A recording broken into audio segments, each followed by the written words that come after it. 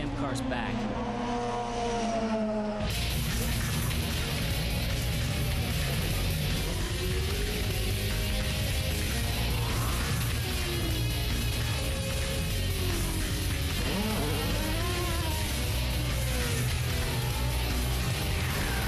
Bridgestone presents the Champ Car World Series powered by Ford. Today, the 30th anniversary Toyota Grand Prix of Long Beach. A beautiful day, a beautiful setting as once again the streets of Long Beach, California have come alive with the sound of race engines. This is the first round of the 2004 Champ Car World Series. I'm Bob Jenkins, and we welcome you to a beautiful day in what should be an absolutely exciting race. It's the first of 16 races on the Champ Car schedule for 2004, and every time we have a race weekend, we will be here consistently with you at 4 o'clock Eastern Time. Glad to welcome to the broadcast booth once again this year, Tommy Kendall, a four-time Trans Am champion, and the cars are on the track and we're almost ready to go. I'll tell you what, it's a good thing. I've been coming to this race for over 25 years. It's a rite of spring for Southern Californians, and if the series had not been salvaged and there was no Long Beach Grand Prix, not only would it be like an extended winter when the Groundhog sees the shadow, it'd be like the never-ending winter. So I'm happy they're here. The race itself promises to be a good one. A lot of uncertainty based on some new rules changes, which takes us to the Bridgestone keys to the race. The keys to the race, first and foremost, is making it through turn one. Turn one is like a high-speed funnel. 190 miles an hour, they've got 6 months of aggression pent up. You got to make it through there. Everybody knows that, everybody says that, but their actions are often a different thing. Fuel mileage, once again a factor now that they've abolished the mandatory pit windows. It's going to be interesting to see how the teams choose to optimize the mandatory 2 green flag stops. Third is the option tires. A softer, potentially quicker option tire that the guys will have on the car at least once during the race. And then finally, which goes alongside with that, in an effort to make more passing, the series have gone with the softer tires and the push-to-pass button. We're going to hear more about both of those features later, but a lot of new things for the teams to think about heading into the first race of the season. Now let me introduce the other members of the broadcast team, former Champ Car and Formula One driver Derek Daly, former Toyota Atlantic champion Calvin Fish, and a big welcome to our lifestyle reporter. She is model Bronte Tagliani, the wife of Champ Car competitor Alex Tagliani. Now here's the starting lineup for today's race. On the front row, the pole goes to Bruno Junqueira outside his teammate Sebastian Bourdais. In row number 2, Paul Tracy, the defending series champion, and Alex Tagliani. Row number 3, Mario Dominguez on the inside, flanked by Ryan Hunter-Reay. The fourth row consists of Patrick Carpentier, the Canadian, and A.J. Allmendinger. Row number 5, Rodolfo Levin and Jimmy Vasser to the outside. Row number 6, it's rookie Justin Wilson and Oriol Servia. Row number 7, Michel Jourdain on the inside and Mario Haberfeld on the outside. The 8th row, Alex Sparafico and another rookie, Nelson Felipe. And the final row is Roberto Gonzalez and Tarso Marquis. So those are the 18 drivers getting set to go here at Long Beach. Let's go down to one of our pit reporters, Derek Daly. Well, Long Beach is the start of a long trek to try and win this championship, where we wind our way around the world between now and November. If you're to win the championship, every driver knows you could lose it at Long Beach. You certainly can't win it, but you can lose it with a mistake. Now, if Paul Newman's driver, Bruno Junqueira, and the Pacifica cars to win this championship, he knows that discipline will be a major key. Last year's winner here, Paul Tracy, went on to win the championship. That may be an omen for today's winner. Calvin Fish. Well, Derek, excitement with a lot of new rules, but I'm excited to see the progress of 2 young American stars. One is Ryan Hunter-Reay. He's now running with this Herdez team. He won the final round last year in Australia. He returns with a lot of confidence. And what about A.J. Allmendinger making his series debut here? He's the 2003 Atlantic champion. A lot is expected of that young man. All right, Calvin, thank you very much. The yellow flag still waving as the cars are still on their warm-up laps. Bruno Junqueira will lead them down to the green flag, flanked by Sebastian Bourdais, then Paul Tracy and Alex Tagliani.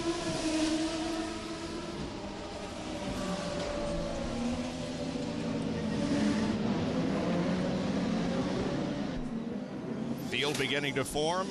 We'll familiarize you with some of the ways that you can tell the differences in some of these team cars as we go along. There's the fountain down at the extreme south end of the racetrack, and we should be going green next time around, Tom. And so what everyone's doing when you see them doing the stop, start, accelerating, they're trying to get some heat into the brakes, also trying to get heat into the tires. The heat in the tires not only helps in terms of the grip, the soft rubber on the surface of the tire, but the tires have become an integral part of the suspension. The spring rate of the tire is dependent on tire pressure. And so as the tires get hot, they build pressure. The crews have to guesstimate at what pressure to start them at so that they're the optimal pressure and spring rate when they take the green. So a lot of things going on inside these drivers' head, but ironically, once you get down to business like this is when you're the least nervous. When you're sitting there on the grids, A.J. Allmendinger had to be about ready to throw up. But now that he's in the car, it's what he knows how to do. It's more in his control. Now you're just focused on the job at hand. It's an all-Newman-Haas front row, a team on the front row. That's the first time that has happened. Both members of the same team since 1998 when Bobby Rahal and Brian Herta were on the front row. Beautiful day, beautiful crowd, beautiful setting, and we are just about to go racing here at the Toyota Grand Prix of Long Beach. Coming up on the hairpin now that will set them onto the front straightaway and hopefully the start of this event. 18 cars and drivers now lining up 2 by 2 as they come out of the hairpin, looking down this long straightaway and hoping for the green flag, but no start. The yellow waves. And they're pretty strict in this series, and I compliment them for that. You got to be in almost perfect order before the flagman will give you the green. And there's some new rules to that effect this year that are meant to define exactly what the starter wants to see. In the years past, when the green flew out, the way these cars accelerated, if a guy got the drop on you by even a split second, he was going to be ahead of you at the line. And there used to be a lot of gamesmanship with the front row. There is a rule now where the pole sitter has to cross the start-finish line on the green flag ahead of the second place guy. Take a look at our in-car cameras. There is Bruno Junqueira, who has no one ahead of him. He has his teammate Sebastian Bourdais alongside, but he's the pole sitter. Here is Paul Tracy in the Indec Forsyth Championship Racing Lola, and Michel Jourdain will also be carrying one of our onboard cameras, and he starts from the 13th position. This actually bodes well, perhaps for a slightly safer start. They've got an extra lap of temperature in the brakes and the tires, a little bit closer to optimum pressures. So even though the starter doesn't like it, and the race time has started now, and the laps start counting, but a little bit extra time for this first race of the season. Guys have a little bit more control under braking, might not be a bad thing. Here are the two Hertes cars, and now the front row once again moving single file through the course at this point. There's the number 10 BG Products Red Bull car driven by A.J. Allmendinger. That car will be very easy to spot because it's all yellow. And the other all yellow car there is the number 11 car driven. That's Oriol Servia. Nice, Oriol Servia. All right, let's see if we can do it this time. They come down, and yes, oh, a beautiful start as the front row stayed right together. Into turn number 1 they go. One of our Bridgestone things to watch. Oh, one of the cars getting way out of shape, but taking the lead. Paul Tracy from third spot. Oh, and a Allmendinger around, hit from behind. You saw Tracy making a bid down the inside, and I think he was caught off guard by how early. And look at this pileup. You've got Allmendinger started that, but there's about 6 cars. That's Justin Wilson. And that's Alex Sparafico in the yellow and red MyJack car. I think that's Jimmy Vasser to the extreme left of the screen. And Nelson Philippe, I think, is also involved in the incident. So a major confrontation in the first turn. And here it is once again. First of all, watch Tracy go to the inside. Tracy was not expecting Junqueira to brake that early. He wasn't trying to pass there, but when Junqueira hit the brakes, he couldn't avoid him. He jerked to the left, ended up in the lead. Looked like that Rodolfo Levin may have run into Allmendinger to cause him to spin, and then here's Nelson Philippe in the blue and white car. Yep. And from another angle, we should be able to see. Well, no, Levin did not hit him. He was on the outside of him, but I don't believe there was contact. But In any case, Allmendinger goes around, and that causes a big mess behind him. Might have been Justin Wilson that got in the back. If we see that, I was so focused on the pass for the lead on the first replay. I think we'll be able to tell from that if we show that first replay again. That's Vassar there on the far left of your screen that got into the wall and the tire barrier. So this is what I was talking about with turn one. You've got all this pent-up aggression. Okay, watch Allmendinger, the yellow car on the inside of your screen, about 6 or 7 cars back.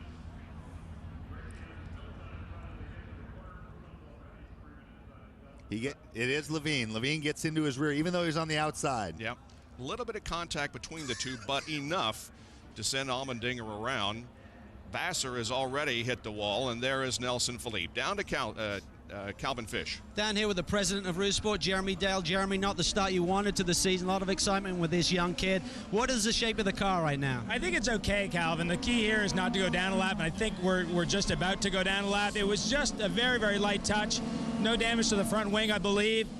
So not the way we wanted to start, but if we can stay on the lead lap, that's the key for us right now. Strategy now is a big factor with the new pit rules. Anything you're going to play with Jourdain, particularly starting mid-pack? Well, Michel made it through that mess. It was about 5 cars wide down there, so Michel and his experience able to get through that, which is great. So, strategy-wise, it's too early to start making some of those calls, but as you know, it's all upside down this year. Does anyone know what to do with this strategy yet? I don't know. Why don't you make your way up and down pit lane and ask that question? All right, mate, thanks. Jeremy Dale, a former driver, but now heading up one of the teams. And there is Jimmy Vassar out of the car, and what a terrible way to start the year for that former champion of the Champ Car Series. Well, we have coming up for you more on the 17-year-old Nelson Philippe making his first start in the Champ Car Series here today. We'll introduce you to Bronte Tagliani, our lifestyle reporter, and more great racing from the 30th anniversary edition of the Grand Prix of Long Beach.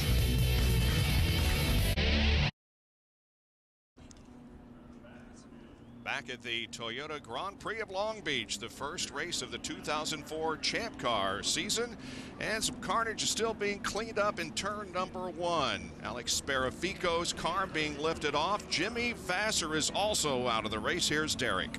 That's right. We saw the Gulfstream car get taken away. Russ Cameron is general manager for PKV Racing. And Russ, did Jimmy give you any indication of actually what happened down there? No, he sure didn't. He just said that it wasn't the way to start the race, and he said it was damaged too bad to get it back to the pits. We'd like to fix it, but he just couldn't get it here. Jimmy, former champion here. This team, now a 2-car team. Obviously, you got to pick yourselves up from this and now concentrate on Gonzalez's car, the second car. Yeah, that's right. I mean, Roberto's new with the team and hasn't had too many Champ Car races, but I think he's a pretty capable young guy, and we're going to give him a lot of support today and see what we can do. Thanks, Russ. And of course, the disappointment is that Jimmy Vassar, a former pole sitter and winner here at Long Beach, and of course the Champ Car 1996 champion.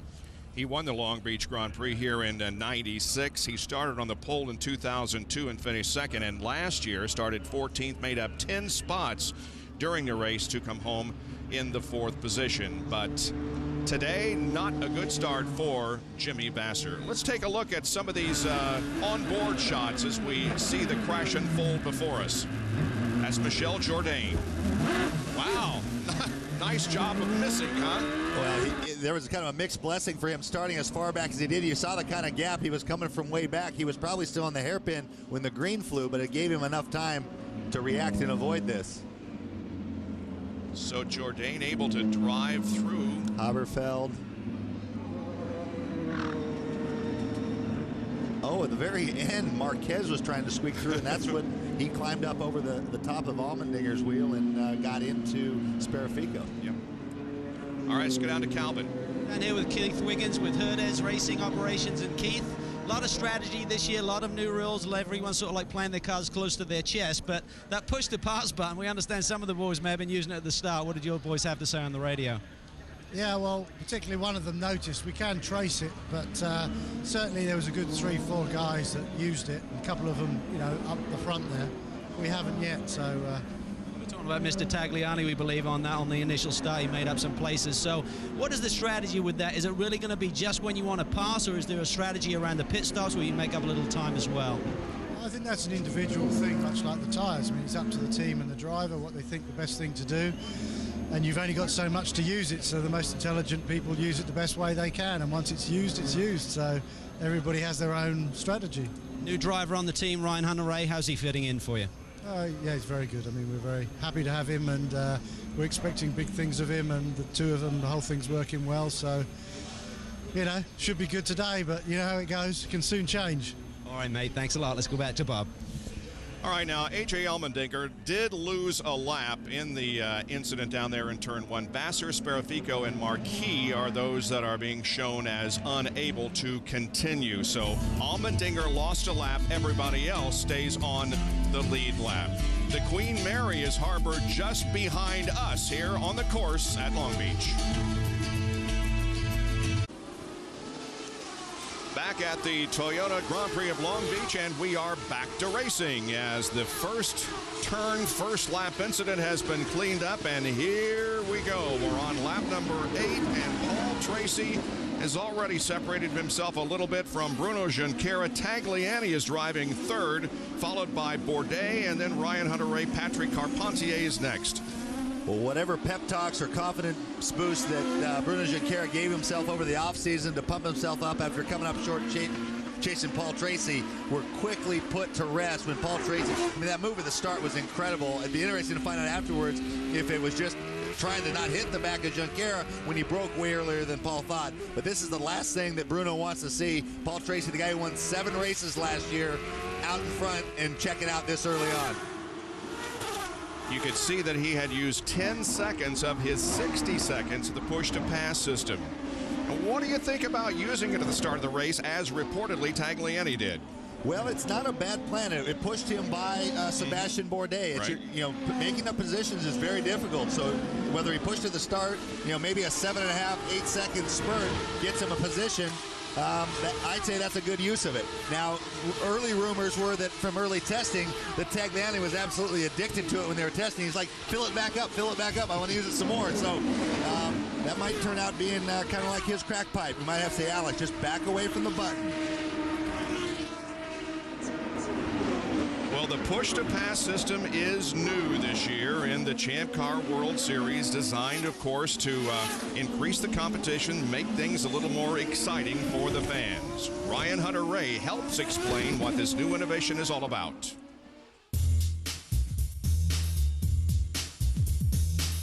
Well, basically, the push-to-pass is new this year. All the drivers are pretty excited about it. Push-to-pass is a momentary increase in horsepower and RPM to allow a driver to get a little more oomph to pass someone. It's this green button here. When we come out of the corners, push the button, and it gives you instantaneously a 50 horsepower on command. It can boost speed by another 2 to 3 miles per hour. Each straight's about 10 seconds. It depends on how the driver uses it. We'll get to use it about 6 to 8 times in a race. The system will activate, raise the boost, and will not return to normal function until the timer expires or until the driver lifts off the gas pedal for more than 1 second. It's a part of our race that we really can't strategize for before the race. It's something that the driver's going to have to go out and do on its own, which is pretty unique. A driver only has 60 seconds, so he has X amount of pushes, and there's strategy involved. Unlike Ryan, I got it planned out. I'm using it off the start and finishing it completely, because I figure if I just pass everybody off the start, we'll be good. But no, as Ryan said, you can't strategize for it. Pushing the button and just holding the gas pedal down, not always going to result in a pass. And as that time ticks away, it can't be replaced. For me, it's great to keep the rookies behind me that get trigger happy with this new button. Hunter-Reay, you're not going to be close enough to me to use the push-pass button. Oh, you're right. You got a point there. I'll be too far ahead. No way, man. No way. Way behind me. Way behind me. And of course, that was one of the new rules, the nitrous or juice button, as we'll call it. I'm here with Paul Gentilozzi from the Johnson Controls and LeasePlan teams. Paul, we know that Tag used 10 seconds at the minimum at the start. Is that something we'll see on a regular basis because the start is so important? Well, I think you got to be defensive on the start as much as offensive. The top 3 drivers all used it 8 to 12 seconds, and that was to ensure themselves. Bourdais didn't use it, and he's in 4th. And Alex Alex Tagliani is driving with an injury today because he has tennis elbow in his wrist. He's actually had to have 2 cortisone shots every day of practice here. He's got it heavily wrapped, iced every time he's out of the car. So his physical injuries is also something he's got to cope with this afternoon. Tagliani working in 3rd position at the moment. Right behind him is Sebastian Bourdais, who started in front of him at the drop of the green flag, but the push-to-pass system allowed him to get around Bourdais and now occupy 3rd spot. Now, one of the other things that we keep an eye on is the fact that they will have to make 2 green flag pit stops during this race. Green flag pit stops. And there was some speculation that there would be drivers pit very, very early in the going here to get one of those out of the way and then be able to make it up as the race goes along. Now, if the race stays green the whole way, that strategy wouldn't work very well because you'd end up having to make an extra stop. But this race traditionally does not run yellow free. So I'm surprised that Allmendinger, who's a lap down, hasn't tried something like that. And what you do is you'd make it stop. You'd lose a lot of distance to the race leader. But in the minute a yellow came out, everyone would bunch back up. What you lost would go away. You've made one of your mandatory stops they haven't. You've got one more to make. They've got 2. So you could end up theoretically doing that on the first 2 yellows, get all your mandatory stops out of the way. You'd be at the back of the queue. But from then on out, when people started making their stops, you would shuffle all the way to the front. Again, that only works if there are yellows. Obviously, no one thinks that that's a good enough gamble. If there's not a yellow, you're kind of in the soup. Derek Daly is with an early retiree, Jimmy Vasser. Jimmy, local California boy, so many supporters here. You've done it all here, including win. It's just got to be gut-wrenching to be out in the first corner. That really is. I mean, you know, first corner of the first race this new season. How did you see it? I don't really know what to say. You know what happened? What happened from where you were? I don't know exactly what happened. I got hit in the right rear and putting the tires. I was on the outside, so you know the guys at the booth probably could say more about what happened. But maybe something happened down low and it was a chain reaction.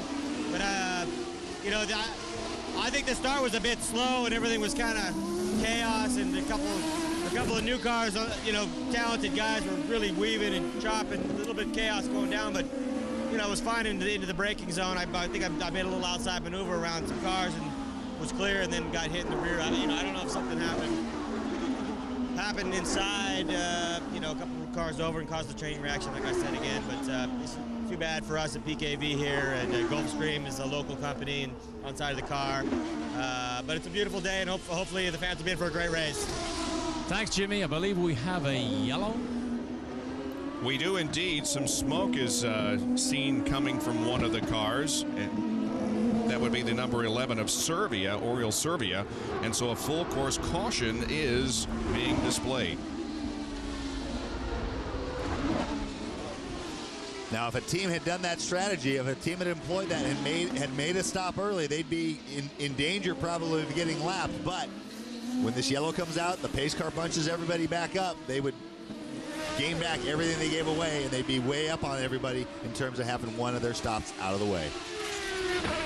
Big disappointment for Jimmy Vasser, who was eliminated from the going on the very first lap. It's his 4th DNF here at Long Beach for Vasser in 13 races. He, Alex Sparafico, and Tarso Marquis eliminated in this first lap, first turn incident.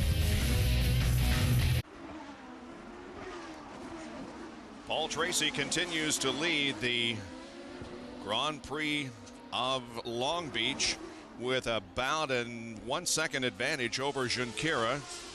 Alex Tagliani runs 3rd, followed by Bourdais and Ryan Hunter-Reay. Now, it was decided that there was not enough fluid on the course from the Serbia car to justify an all-circuit yellow, so it was only a local yellow, and we remain under racing conditions.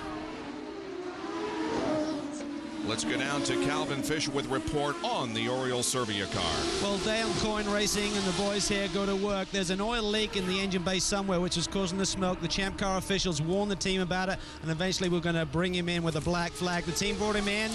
They're trying to fix the problem. They were seeing an oil pressure drop on the telemetry here. The Cosworth boys were monitoring that and said you need to get that car in here, otherwise you aren't going to pop the motor. But an exciting season for this team. They've got 2 drivers of the caliber they've never had before, not as a 2-car team, and they're certainly looking forward to some solid results this year.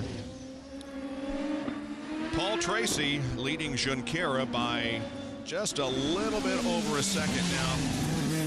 The Tracy and Carpentier cars look very, very similar as we jump on board with the second place car, but the difference is that red spot right on the front nose of Paul Tracy. That is a maple leaf, indicating, of course, his Canadian heritage. That is one of the ways that you can tell the difference between Carpentier and Paul Tracy, and his number 1 on the wing plate also is red, signifying, of course, that he is the defending champion of the series.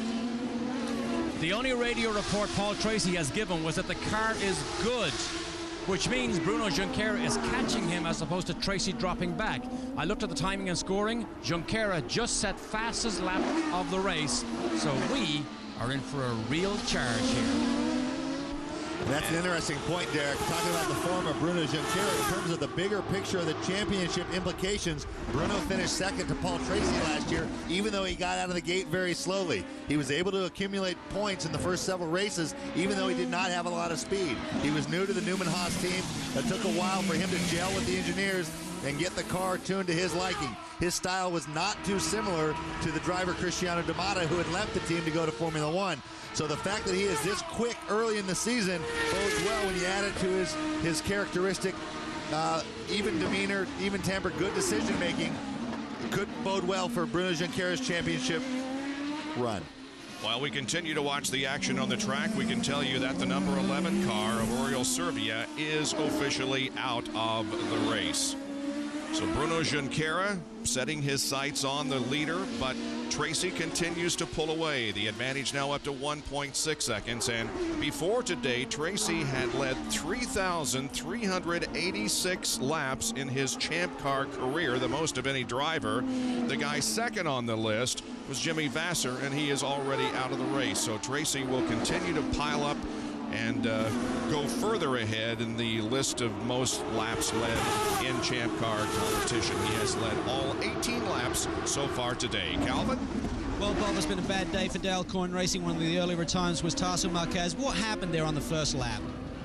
Man, some of the guys spun and we just did not have enough room for my car, so I tried to pass and someone hit me on the side. That was it.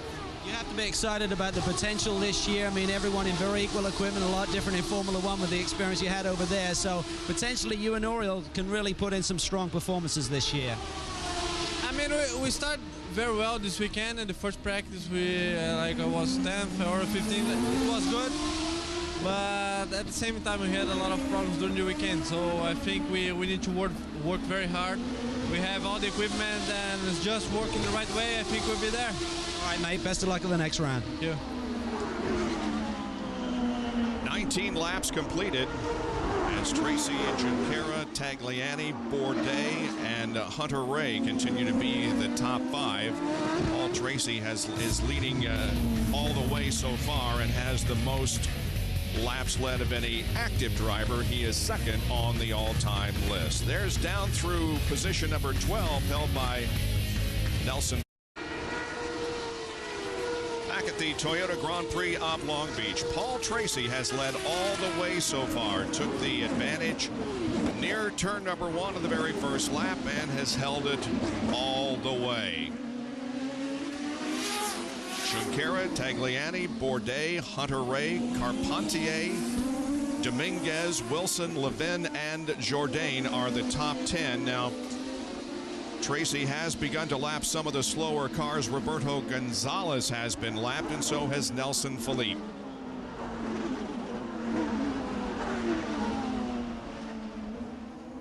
There is Carpentier and Dominguez in their 6th and 7th battle. Right now, that is the closest battle on the track. Patrick Carpentier has 32 career starts. This was his 33rd. And last year here at Long Beach started 6th and finished in 6th position, and that is exactly where he is at the moment.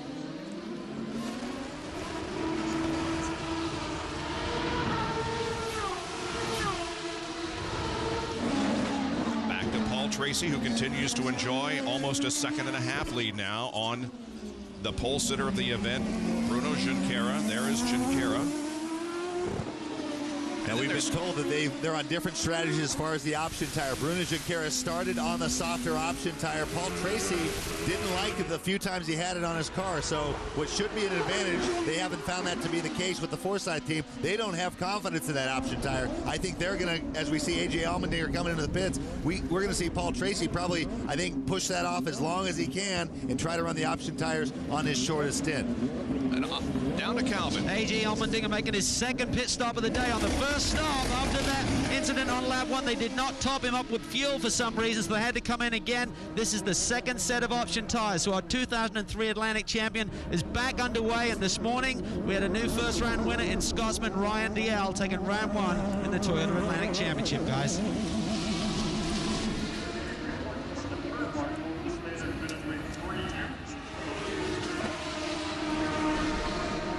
Allmendinger making his way back out onto the race course is a lap down in 14th position at the moment in his debut in the Champ Car Series. It's going to be interesting to watch how this plays out strategy-wise, but even though Allmendinger's a lap down, this is that divergent strategy we were talking about, and even though he's a lap down, we're going to be able to gauge how it would have worked if he'd been on the lead lap. He's the only driver to have made a green flag pit stop. If you get a caution at any point now, all the time he made up by stopping under green relative to the leaders will be given back to him in the form of a big gift. He'll bunch right up to the back of the lead pack. There's Tagliani, who is running in 3rd position at the moment. The option tire really is a bit of a misnomer. You have no option. You've got to run them. But that's a name that the teams got familiar with from a few years ago. It was the alternate compound, the option tire. And then when they said, let's bring back a different compound, they said option. And Bruno Junqueira comes into the pits. This is at the end of lap 25. And I'll tell you what, this is very interesting because you have to go to lap 27 if you want to make the race on 2 stops. So that's the magic number everybody's shooting for. Junqueira clearly couldn't make it. Team manager is TZ. He's on the radio to Bruno right now. I said, is there any problems? Why the stop so early? He said, no problems. Whoa, away he goes. They have taken the option tires off and put on a regular set. So Junqueira relinquishes the 2nd position to make his first green flag pit stop. Speaking of the option tire, a little bit closer examination of what it is and what it is designed to do throughout the 2004 Champ Car Series and our Bridgestone Passion for Excellence.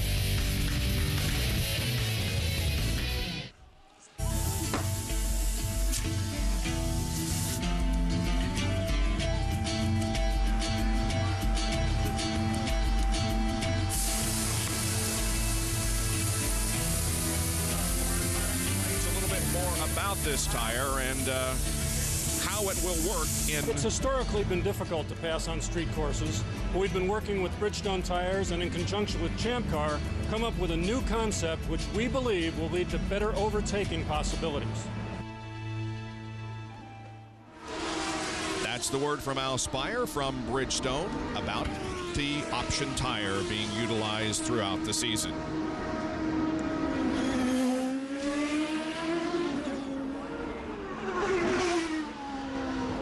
Was Patrick Carpentier that just passed by.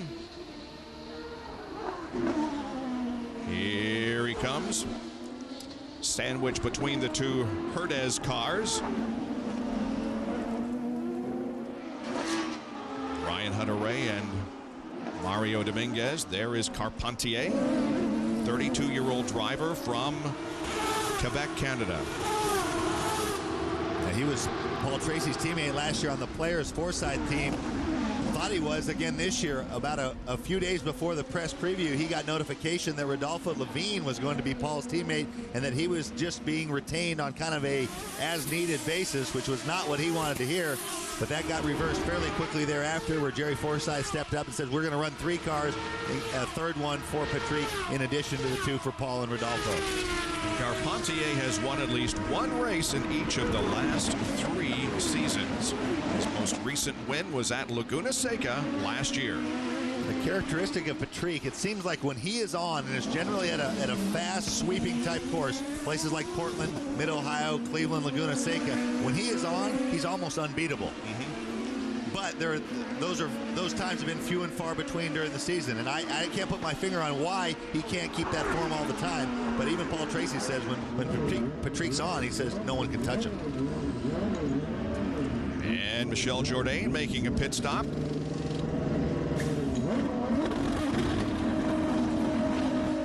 On lap number 27, so he has stretched it to the first window.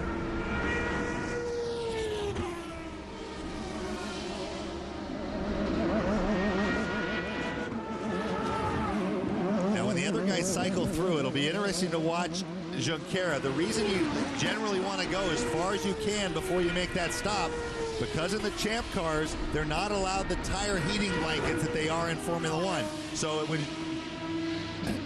Another pit stop here is Hunter Ray making a pit stop, Calvin. He's in, Bob. He's switching to the primary tire. The car had got loose on him. There's a slight front wing adjustment, less front wing, try and balance the car. He's back underway. His teammate Mario Dominguez getting slightly better mileage. We expect him in 1 lap later.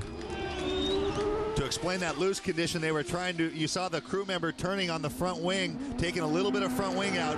The front wing pushes the front of the car down. If you have an imbalance, it tends to pivot around it. The back of the car tends to slide. Oversteer means the car basically is turning more than you want it. The back of the car is sliding first. Understeer is the opposite, where you turn it and the front doesn't bite. So at this point in the day, for him to be struggling with a loose race car, that's not a good trend in Long Beach.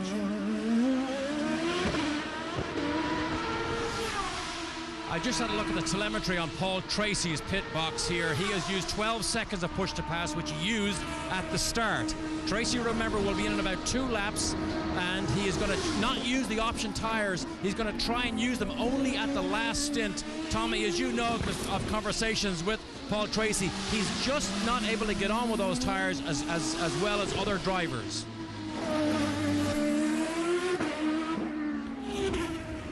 And here is Bourdais making a pit stop. We had a report a little bit earlier that he has not used any of his push to pass time, Derek. And what Sebastian Bourdais has done is now put on the faster of the option tires. Newman Haas believes, whoa, as he leaves, Newman Haas believes these tires are about 0.2 of a second faster. So he's taken off the regulars and put on the options. Junqueira, incidentally, stopped on lap 25. That still allows him to finish this on just 2 stops. But to do that, they're going to have to go 28 on each of the next 2 stints, which is clearly possible because Paul Tracy's done it on his opening stint.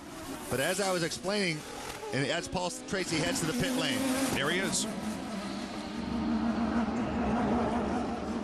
Derek, he's headed your way. Tracy in his first pit stop of the day. They are only making a small change to the front tire pressure. They're raising it to try and give him a tiny bit more grip.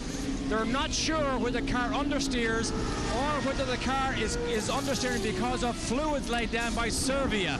But Tracy, anxious to leave, a good stop, still has not used those option tires yet. Calvin?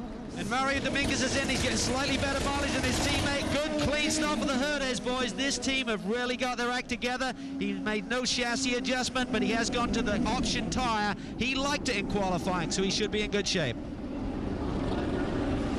What I was trying to point out in terms of stopping early, it'll be interesting to see how far behind Paul Tracy Bruno Junqueira is once Paul gets his tires up to temp. Generally, stopping later gives you a pretty significant advantage. Bruno was only 1.5 seconds behind Paul when he stopped, but by stopping 4 or 5 laps earlier, while Bruno was spending the first couple laps getting his tires up to temperature, Paul was running on a light fuel load with hot tires, putting big distance on Bruno. Paul Tracy looking good here, about a third of the way through the Toyota Grand Prix of Long Beach. Back here in Long Beach as we look at Nelson Philippe, who currently runs in the 12th position. He is a lap down. There are 11 cars on the lead lap, and Paul Tracy is the leader of the race. Now, up until today, Michel Jourdain was the youngest driver to start a Champ Car race back in 1996 when he was 19 years, 6 months, and 12 days. But that record is by the wayside because this young man, Nelson Philippe, 17 years old, making his start today. Let's meet him. Well, I live in Miami right now, so I'm going to keep living in Miami because I hate cold weather, so I have to be hot all the time. So this is chilly for me. This is my house. Welcome. Let's go inside and I'll show you around. This is the main area where the whole family hangs out. It's pretty comfortable. It's big, very modern. No paintings, no nothing on the walls, just flowers and white walls. Everything at night lights up blue and pink and red and orange and yellow, so it's pretty cool. My dad works a lot and he had to move everywhere around the world, and that kind of opened my mind to many things. And when we moved to Argentina in '98, I got open to auto racing, and that's where I got my start.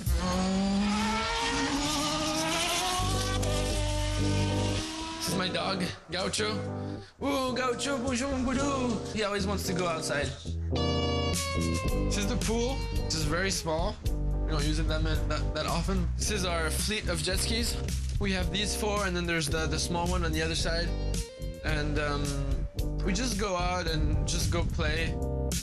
Mentally, it might be hard in the beginning just to get used to 18 cars going around the track at 180 miles per hour. Drivers that are in the Champ Car World Series are of high caliber, so I'm sure they'll give me a tough time. But, I might as well learn with the big boys. I am an emotional person, but I think that in auto racing, to succeed, you have to keep a clear head at all times. I'm going to work hard to not be too sensitive to everything that happens, because things are going to happen. What's good is good, what's bad, take experience from it. So I've been working hard to get to this point, and finally it's paying off. I've earned my place in the Champ Car World Series, so it's really a dream becomes reality. Well, the youngest driver in Champ Car history just made his first pit stop, and it was flawless. They rev limit these things without that boost button at 12 grand. He was using every one when he left his pit stall. Big rubber on the way out. I spoke to Robin Hill. I said, how's he doing? He said, excellent, really good first opening stint. I said, how is his fitness? He said he is really in good shape. We've done some long runs in testing. We've had limited testing, about 5 days. For the long runs we've done, he keeps up a really good pace. Good performance by that young man today. The Rocket Sports driver whose age matches his number on the car, 17 again. He runs in the 12th position. There is the man who is leading and who in fact has led all the way so far, as 35 laps have been completed. Paul Tracy by about 3.5 seconds over Bruno Junqueira and by about 10.5 seconds over Alex Tagliani. Bob Jenkins, Tommy Kendall, Calvin Fish, and Derek Daly back at Long Beach, California. The opening round of the 2004 Champ Car World Series. We're following Mario Haberfeld, who is currently running in the 10th spot, about 48 seconds behind the leader. This was one of the last teams to join the series. This is Derek Walker's team. The sponsor is Cummins, and they're running one of the 2 Reynard chassis. Everybody else is running a Lola. Now, the Reynard was the lion's share of the field for years and years and years. But as happens anywhere, becomes a better mousetrap. The Lola, by all accounts, is a better car in almost every situation. There were times last year where the Reynard was quite good, but it wasn't very consistent. And it all appears to center around the ride height. And as you look at Paul Tracy coming at us, you can just see a crack of daylight underneath the car. These cars run extremely low, and so they're all low, but the difference, literally, a difference of 100 thousandths of an inch, 1/10 of an inch, can make a big difference. And the Lola was not nearly as ride height sensitive as the Reynard. On these bumps, you have to raise the cars up a little bit. It affects the Reynard a lot more negatively. The higher they run, the less downforce they make. The Reynard doesn't cope with that nearly as well. Well, Paul Tracy has dominated things so far, leading every lap, and we are 38 laps into this 81-lap event. Tracy has led all the way so far and has now moved his advantage over Junqueira up to about 2.5 seconds. And he has only used 10 seconds of his push to pass. You see Bruno Junqueira coming into the picture now. After the pit stop settled out, he was 1.5 seconds behind going into his stop. Because he stopped earlier and Paul had those laps on hot tires, when it settled out after the stops, he was 5.3 seconds behind. Bruno has been on a tear since then, running between 4 and 6/10 of a second faster than Paul. The gap is now down to just exactly 2 seconds. Whether this is Paul Tracy just managing the pace and saying, you know what, I've got 5 seconds to give back, I'm going to try to save some fuel so that I can have a shorter stop at the end, or if he's given everything he has, we have no way of knowing that. But Bruno has been, other than on the very start, has been probably the quickest car on the track. Our lifestyle segment reporter is Bronte Tagliani. She is a model, and she is the wife of Alex, who is a regular competitor on the Champ Car World Series. She's going to be reporting for us from various locations throughout the complex here this weekend and every weekend. And when you're married to one of the world's best race car drivers, you quickly learn the ins and outs of weekend travel, which is often quite grueling. And Bronte knocked on the door of the man who has won the race last year to see how some drivers travel and travel in style. When you're on the road for more than 9 months of the year, you just want a place that you can go back to and relax. And one of the guys that has that is this series' reigning champion, Paul Tracy. Let's go and have a look inside. Hello. Come on in. Hi, Paul. Hi, how are you? Can I get you to give me a tour? Yeah. Well, this is where I usually hang out. I'm usually laid out on the couch right here. So this is your trophy case right here. You want to tell us a little bit about this trophy in particular? This trophy was given to me last year by a fan. I'll get it out of here. It's was a gift from a fan. It says the 88th running Indianapolis 500 first place. So we're going into the freezer. Into the freezer. There's really nothing in here except some coffee and one lean cuisine. Well, all my clothes are kept in the closet, which is kind of a secret compartment. You press this button right here. Oh, wow. It's like abracadabra. Yeah. Like your shower here. Yeah. And good race or bad race, I guess that's where you go to. Some days have a nice hot shower, and some days when you're mad have a cold shower. Just to cool off a bit? Yeah, hit the button here.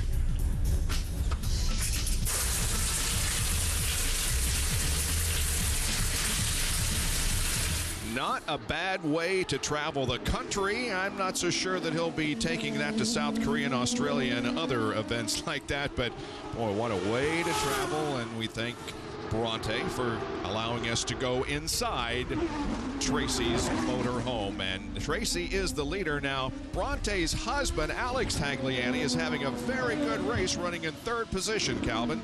He certainly is, and Paul Gentilozzi, we saw Bronte doing a great job there. How's her husband doing this afternoon? Well, we're on a little different strategy right now. We're the heaviest we're going to be in the race, so we're lost a little bit of time to Dominguez, who's on a short fill.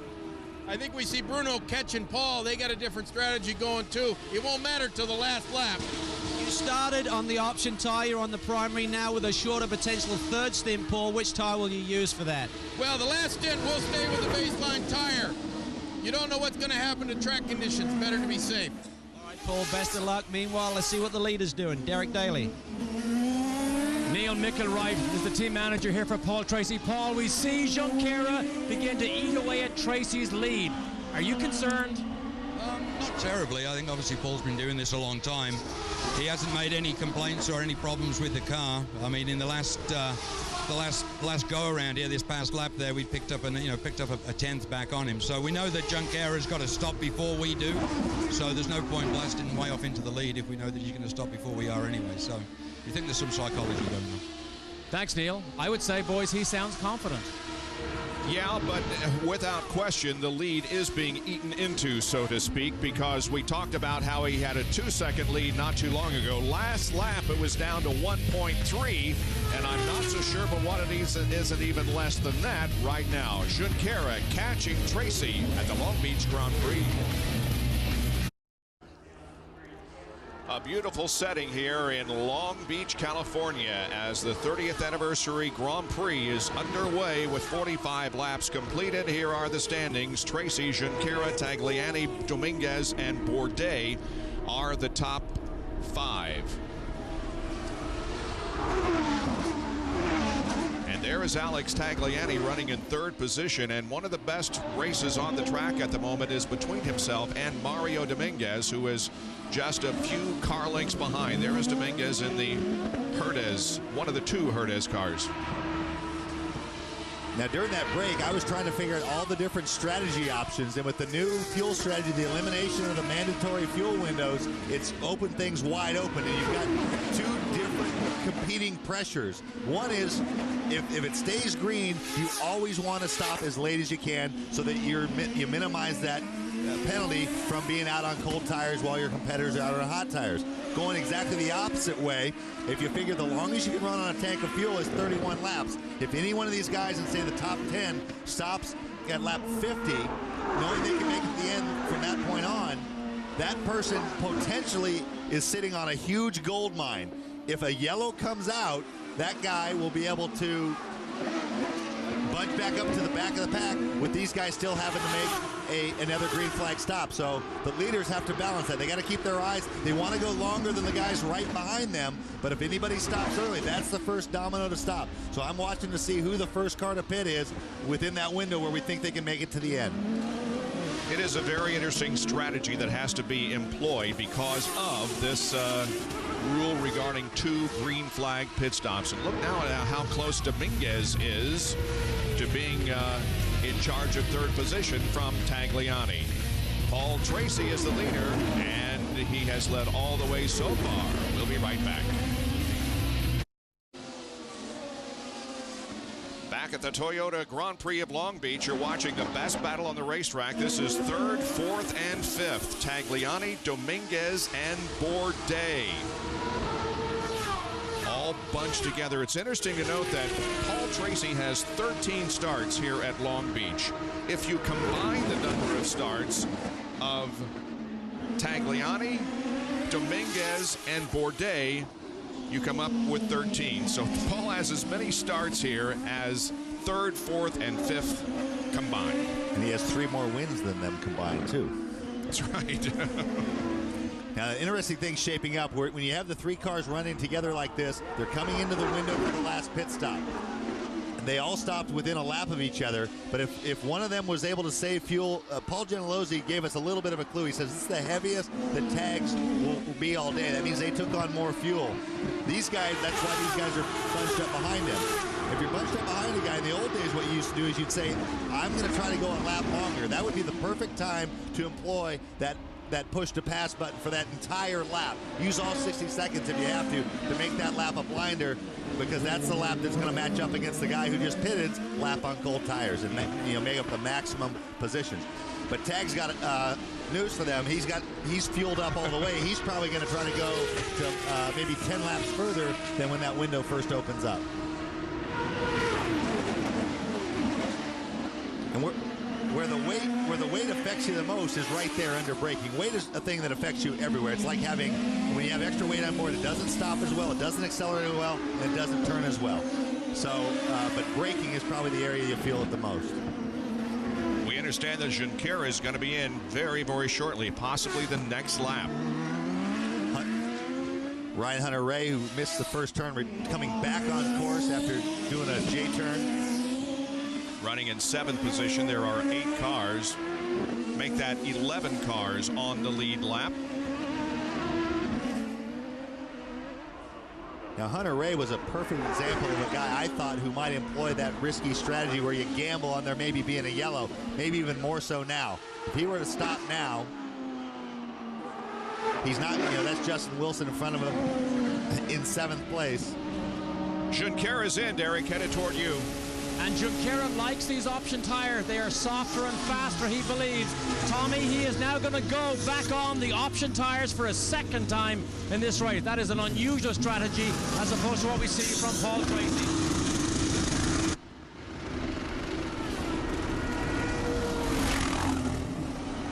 Wow, I can't tell you the noise and the vibration when these things sit blasted on that rev limiter. Junqueira with his second stop now. Now they've thrown down the gauntlet. Now Bruno Junqueira, the risk of Paul Tracy staying out is tremendous. If a yellow comes, Bruno Junqueira wins this race. It's as clear as that.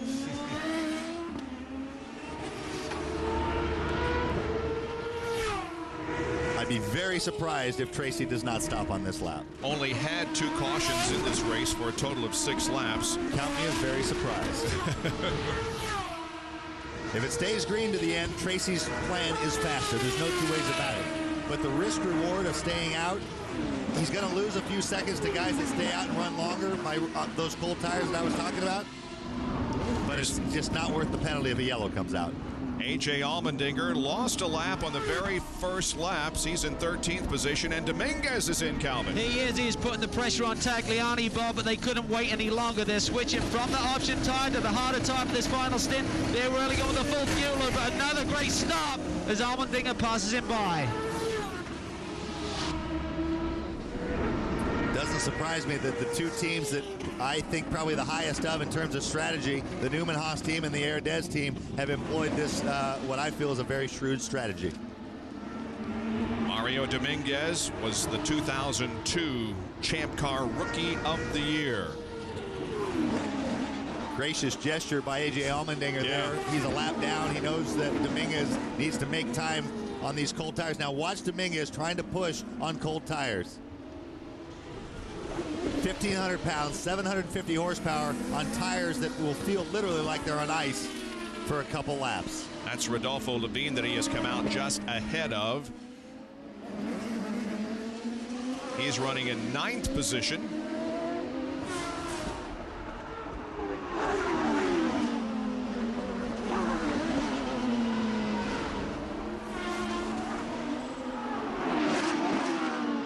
Last thing he wants to do is let Levine by. He knows he's quicker than Levine, was running quicker throughout the race, but those cold tires, he's having a tough time holding them off. And in fact will not. Oh, here comes Dominguez back.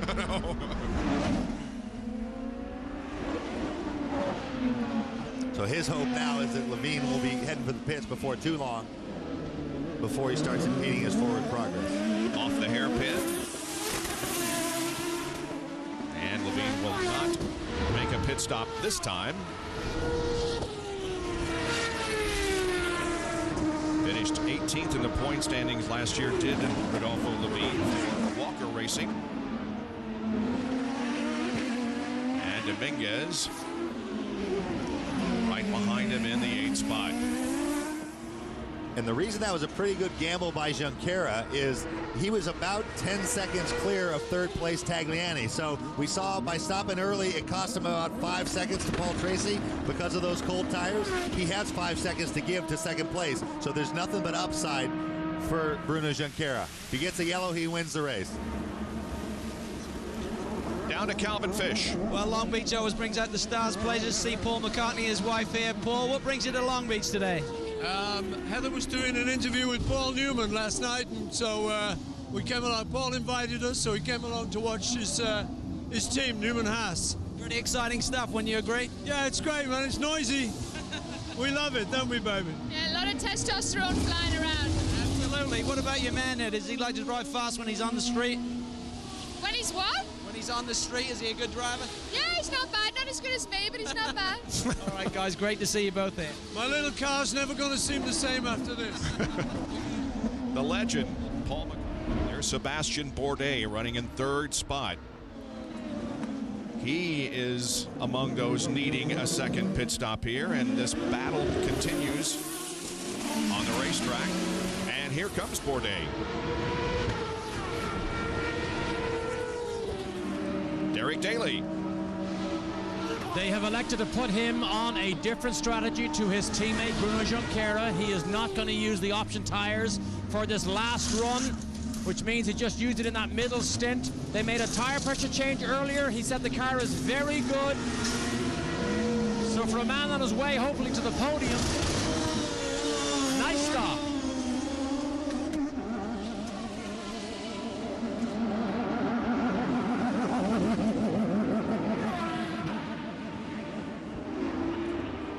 Sebastien Bourdais was born in Le Mans, France, a familiar name in this world of auto racing. And as a matter of fact, his father, Patrick, competed 5 times in the 24 hours of Le Mans. And Sebastien will be doing so this year.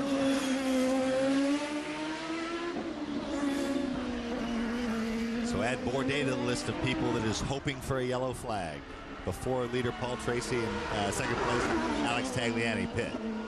Following Michel Jourdain here, who's running in 11th position at the moment. Just coming out of the pits from his second stop.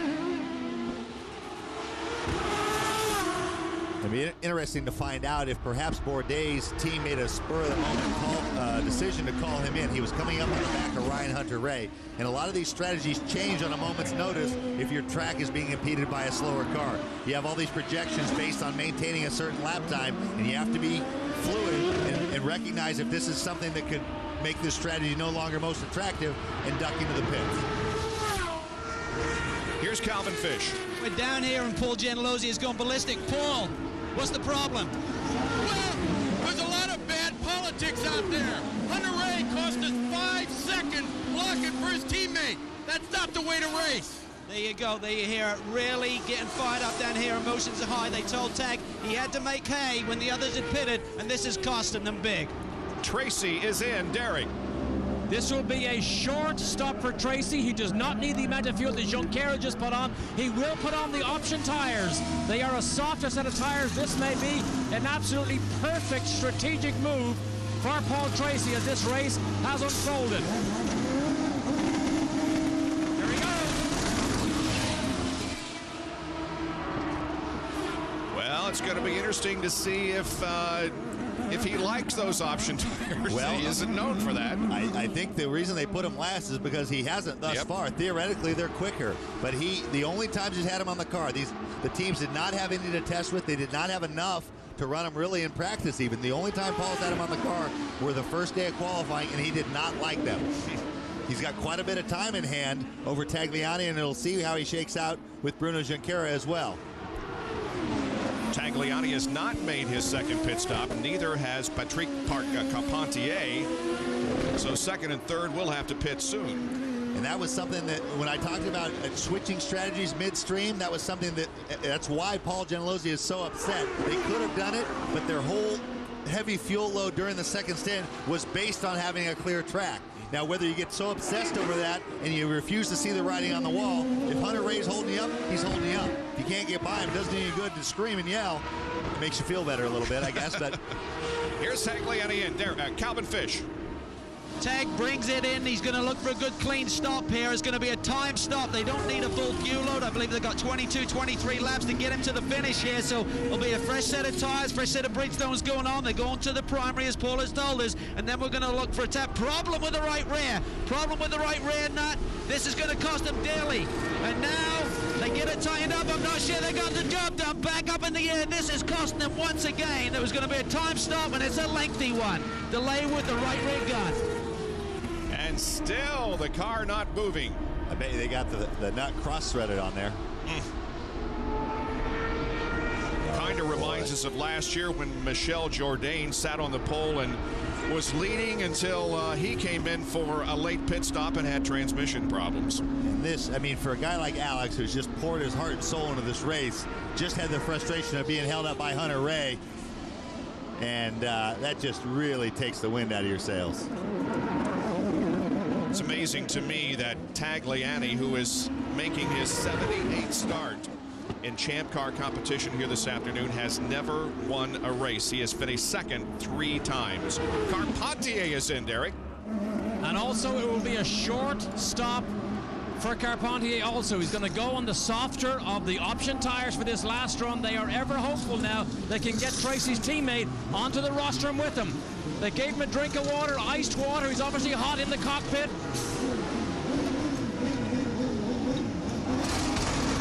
Great stop.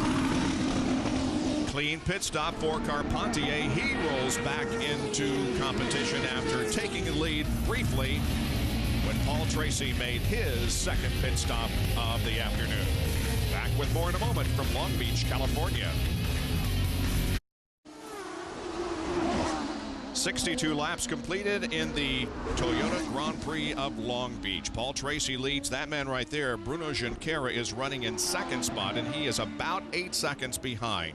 Sebastian Bourdais is third, followed by Carpentier and Dominguez in the top 5. Carpentier and all the others have just completed their final pit stop, so all obligatory green flag pit stops have been used. Now the question is, can Tracy stay ahead of this man, Junqueira? Although Tracy had to go with the option tires on his second pit stop, the tires that he has not been particularly fond of so far this weekend. Well, and another wrinkle to the plans. It looks like everything has worked out perfectly for Paul Tracy. All his stops are out of the way. He's got 7.8 seconds in hand over Bruno Junqueira, but we're getting word now that they're not sure they left the fuel probe in long enough. They didn't fill the car all the way up. They did it on a time stop, what's called a short fill. You only want to take on as much fuel as you need. But it's a fairly exact science, but they have to know the flow rate of that nozzle. And we're getting word from the Forsyth pits now that he is going to be extremely tight on fuel. Down to Derek Daly. Believe it or not, we got the word from Paul's mom, Vivian herself. I know you've been listening on the radio, as we have too. You did not like what you heard just in the last lap. What was it? Oh, we're running short of fuel. It's going to be pretty tight. Couldn't you help that in the pit stop? So Tracy took a gamble. They are on the radio to him to save fuel. He was extremely colorful on his retort to that, as you can imagine. But Tracy has not got all the tools he needs for the rest of this race, it appears. And hot he should be. There was no reason to not leave the car stopped. I mean, anyone could have done the math and known he was going to come out 10 seconds in front of Bruno. This happened once at Montreal. At least they told him early. At Montreal, they told him, hey, you're running short on fuel a half a lap before he ran out. At least now he can short shift it. He's got some time to play with. The car's been very good. He's been fast. So he'll start probably cutting back on the revs. He'll go to, there isn't a lot they can do in the car. They used to have a mixture knob that dramatically affected how much time they had, but now he'll just be able to short shift a little bit and try to stay ahead of Bruno that way. There has been a lot of racing on this track in the past couple of days. One could easily argue that Southern California is in addition to the racing capital, at least this weekend, the entertainment capital of the world. Bronte caught up with several stars yesterday as they participated in the Toyota Pro Celebrity Race.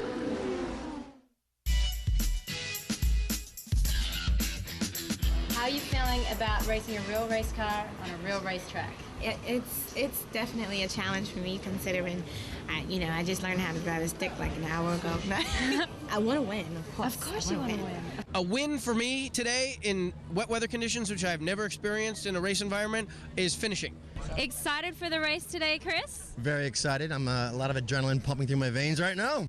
For the 28th time, stars from the sports and entertainment worlds battled professional drivers in the Toyota Pro Celebrity Race. From Shoreline Drive to Seaside Way, the entertainers' laps around the Long Beach circuit could best be described as, well, entertaining. The winners, Chris McDonald and Max Pappas.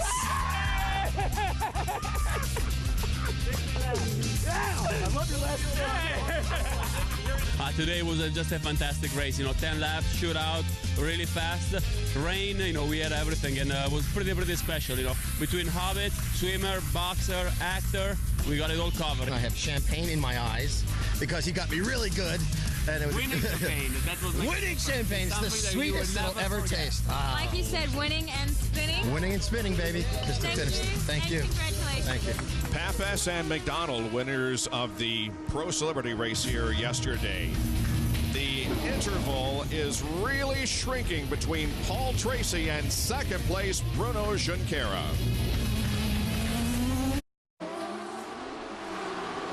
Welcome back to the Toyota Grand Prix of Long Beach. Paul Tracy has now pulled a little bit ahead further of Junqueira. Was down to less than 7 seconds. Now it's back up to 7.3 seconds. So Tracy still remains in command of this event. However, while we were away, Tracy had a little bit of a problem down by the fountain.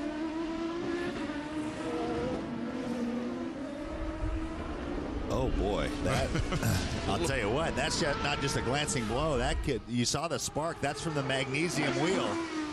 Derek?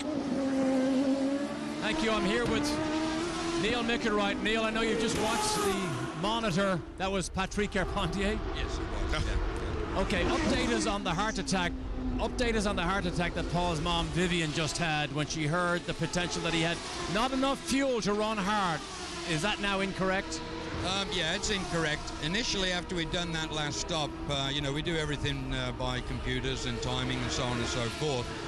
And the number that we read of the fuel remaining in the pit fuel tank didn't agree with what we felt it should. So we had ourselves a quick panic and got everything up in the air. Then we went back, and it was just a human error in the measurement that was used. I presume you've told Paul. Yeah, we've told Paul, and yeah, I think he's feeling a bit more relaxed again. Thanks, Neil. I bet he is. So is Carpentier that brushed the wall and not Paul Tracy. And the advantage is 6.6 seconds now between Tracy and Junqueira.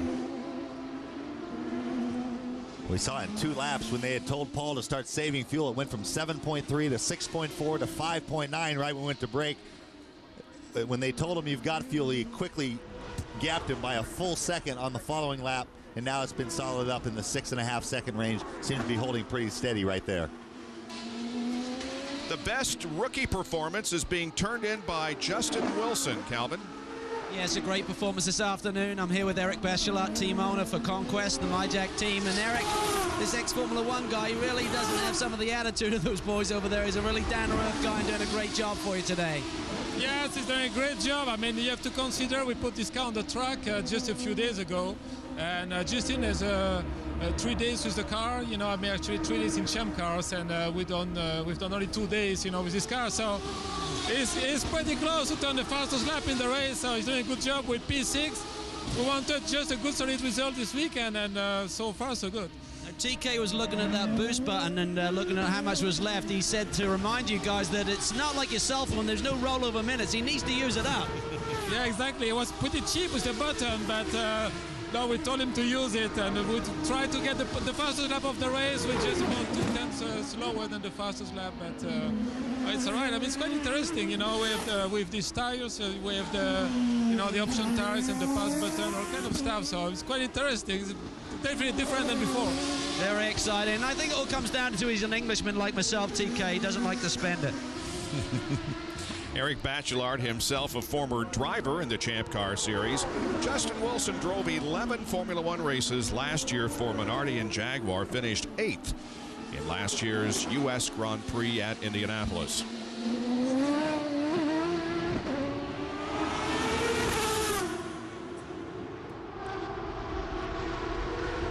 Now let's take a look at those who have improved their positions the most here this afternoon.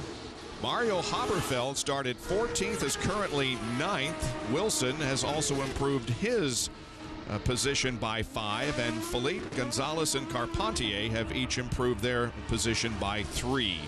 And remember, with the new point system, there is a point awarded for that, so I wonder what the tiebreaker is, or if they'll award a point to each of those. And then so Justin Wilson using up his push-to-pass seconds in pursuit of the fastest lap. Trying to chase that other bonus point. 25-year-old driver, Justin Wilson. And a guy I met Justin briefly in the elevator the other day at the photo shoot, and a guy close to my heart mainly because he's my size. So he's carrying the banner for all the tall guys who couldn't fit in race cars. 6'5". Wow. Less than 8 laps to go in this 30th anniversary edition of the Toyota Grand Prix of Long Beach. Tracy enjoys a 6.5-second lead over Bruno Junqueira. 75 laps completed now at the Toyota Grand Prix of Long Beach, and Tracy coming so close when he's trying to lap that slower car and almost ran into the back of the car. That is Gonzalez that he's trying to put a lap on.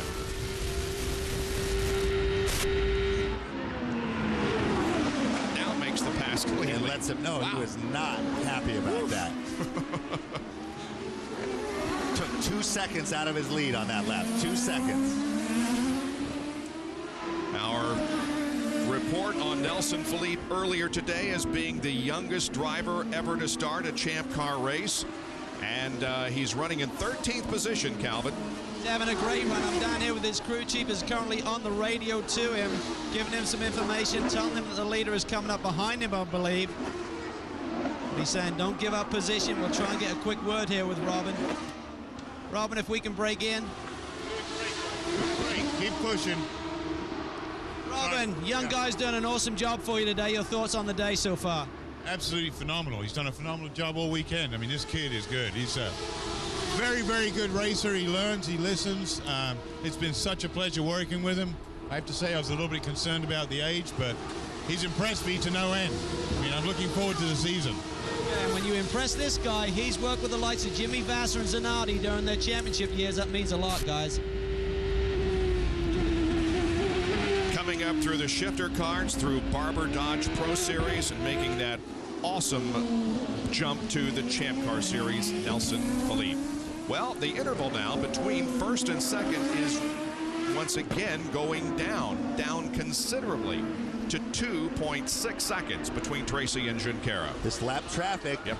And you see Bruno still has to get around Gonzalez, and Tracy has to get around Philippe. 4 to go. And Tracy will easily get around Philippe, yeah. Unlike Gonzalez, who made him work for it. And let's see what happens here with Junqueira, how easily he will be able to dispose of Gonzalez.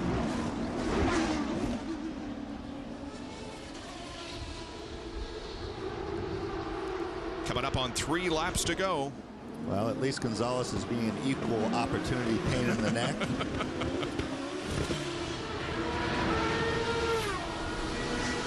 Lap 78 is complete. Tracy leads it. He has given the lead up only on pit stops. And now here comes, we saw that Junqueira was able to get around Gonzalez, but time is running out. Yep, and the gap went back up to 3.3 because of Bruno's difficulty getting around Gonzalez. And he still has Philippe to get around. Philippe is in between Tracy and Junqueira. Actually, that's Sebastian Bourdais, yeah, who's challenging himself back up into the picture big time. Yep, right behind Junqueira. Now Bruno will dispose of Philippe. Now let's look at the push to pass. You see Junqueira and Bourdais both have 20 seconds left. Sebastian Bourdais started outside the front row, outside of Junqueira in the all Newman Haas front row, and they're currently running second and third and becoming involved in a very close battle for that spot. Meanwhile, Paul Tracy is now down to less than 2 laps. Bourdais is on the button. Cut his from 20 seconds to 11.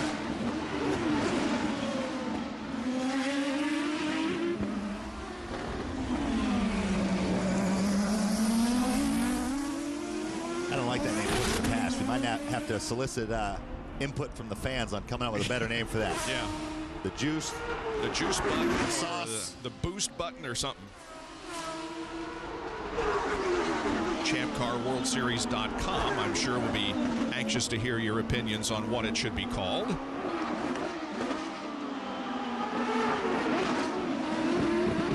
Meanwhile, Tracy is just about to head for the white flag. And wow, Tracy laid it down big time. I think he used up some of his push to pass. That last lap, a 1:10.1, which, if I'm not mistaken, is the fastest lap of the race. Yep.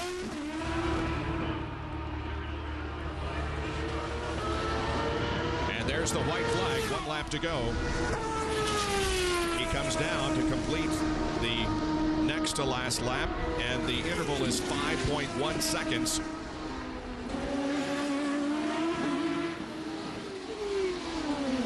Tracy, the champion last year of the Champ Car Series, is off to a very good start in 2004, it would appear. For those of you who missed the early stages of the race, Jimmy Vasser, always a competitor and always a threat to win, was eliminated on the first lap, first turn, in a 3-car accident that also eliminated Alex Barafico and Tarso Marquis.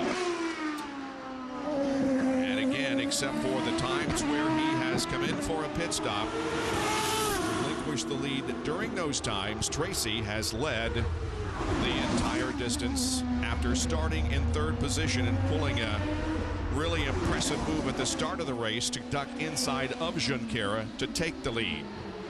And here comes Tracy off the hairpin.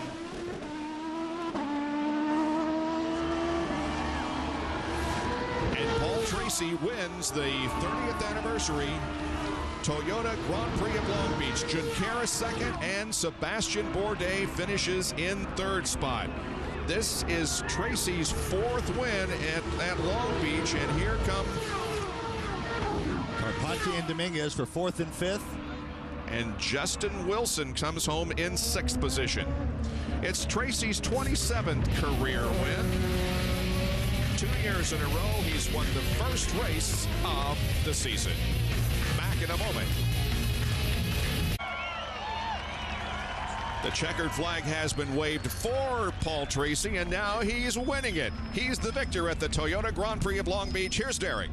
And the crew are just beginning to arrive to congratulate their driver, Paul. That was a dominant day with a very scary move in that first corner.